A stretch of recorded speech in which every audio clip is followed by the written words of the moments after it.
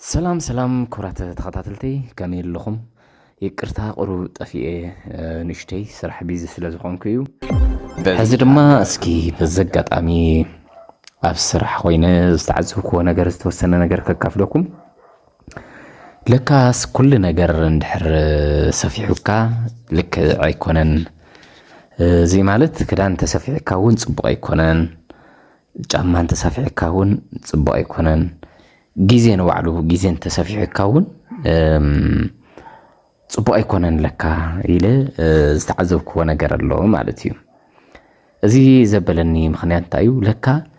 ስራሕ እንድሕር ዘይብልካ ኮይንካ ኩሉ ነገር ደስ ይብለካ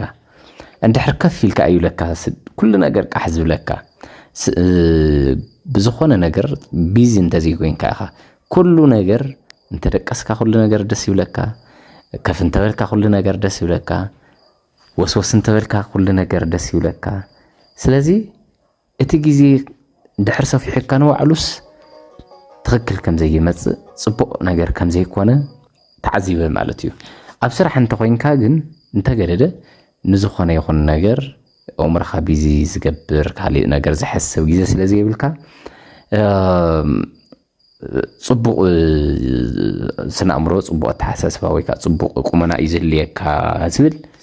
ዝተዓዘብኩ ነገር ኣሎ ማለት እዩ ፈረንጅ 16 ሰዓታት ክሰርሑ ከለው ነዚ ንሪኦ ዘለና ለውጥታቶም ጽዮም ማለት እዩ ስለዚ ንጭንቂ ይኹን ንሕሜት ይኹን ንኻልእ ይኹን ዝኸውን ግዜ የብሎምን ማለት እዩ በአንጻሩ ግን ኣብቲ ስርሖም ለውጥ ኣሎ ዕባለ ኣሎ ማለት እዩ ስለዚ ኣነ እንታይ ይኽብል ዝደሊ ማለት እዩ ግዜና ከመይና ንጥቀመሉ እቲ ብሕጊ ዝመስል ግን ድማ በተለምዶ ዝተዋሃበና ናይ ስራሕ ሰዓት ጥራሕ ዲና ንጥቀም ንኣብነት 2 ሰዓት ናይ ስራሕ መእተዊ 6 ሰዓት ናይ ምሳሕ ዕረፍቲ እዩ 8 ሰዓት ከዓ መእተዊ እዩ እንደገና 11 ሰዓት ድማ መውጽእ እዩ ዝብል ሕጊ ዝመስል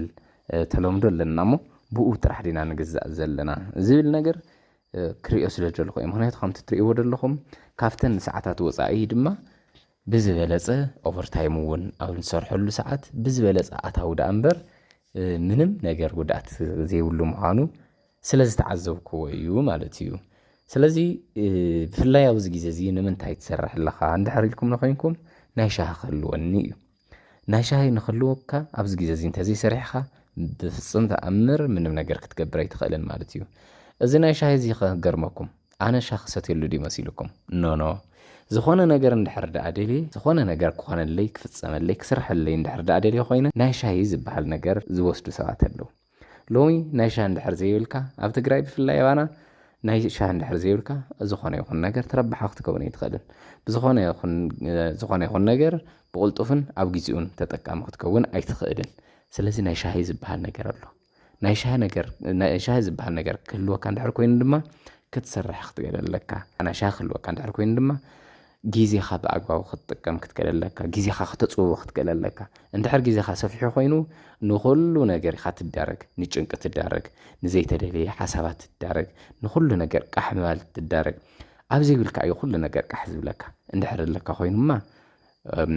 ነቲ ቃሕታ እውን ግዜ ትረኽበሉን ኢኻ ነታ ምሳሕ ወይ ከዓ ነታ ቁርሲ እኳ ነታ ድራር እኳ ግዜ ሓፅረካ ማለት እዩ ስለዚ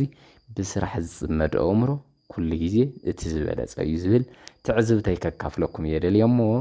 በዚ ኣጋጣሚ እውን ነዚ ቻነል እዚ እውን ፈለብ ገሩ ምህርትታትኩምን ስራሕትኩምን ከተላልዩ እንድሕር ትደልዩ ኮይንኩም ብውሽጢ መስመር ኸውኒ ክፍለኩም እየ ዝደሊ ይቕኒለይ